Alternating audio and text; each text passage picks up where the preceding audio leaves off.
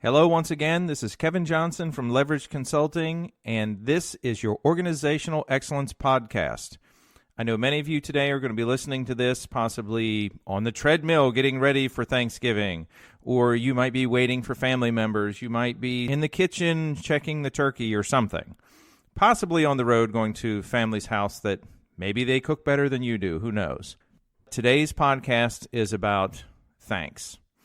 Many of us have many reasons to give thanks, and I think we have days like Thanksgiving that remind us, or we have other holidays that we may start thinking of things like family, thanks, or other things of that nature. And if we start thinking about a thank you culture at our office, or just a thank you culture for our lives, think of that same type of thing that same concept, like a thank you culture or just giving thanks on Thanksgiving. Imagine if we applied that 365 days a year. Imagine how our lives would be different and how we would change. Imagine how your team would be different. Imagine how our customers would interact with us differently. And some of you might think, well, I say thanks enough as it is already. One of the businesses that most of us frequent would be Chick-fil-A. And if you think about a Chick-fil-A at lunchtime, a 2-hour time frame where just the drive-through window,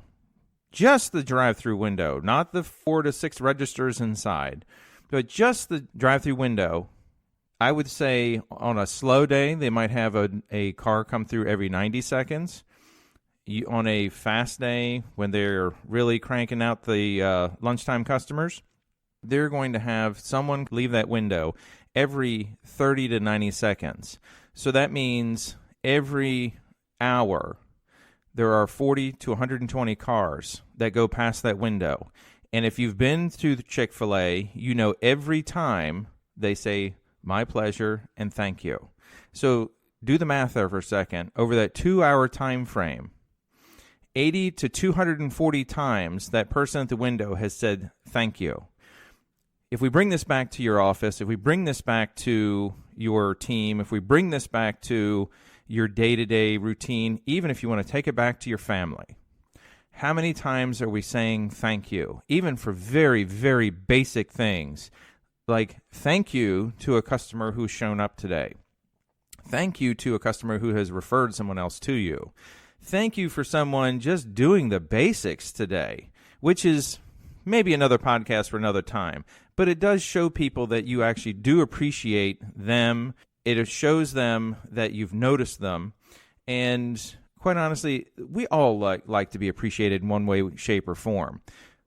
I think some of you could take this podcast and even play this at one of your upcoming team meetings. If you have a morning meeting with your team, just consider how many times per day. If, for example, you see 8 customers, clients, patients per day, we should be saying thank you 8 times a day, at least. And then if we have other team members that we work with, that number could easily double.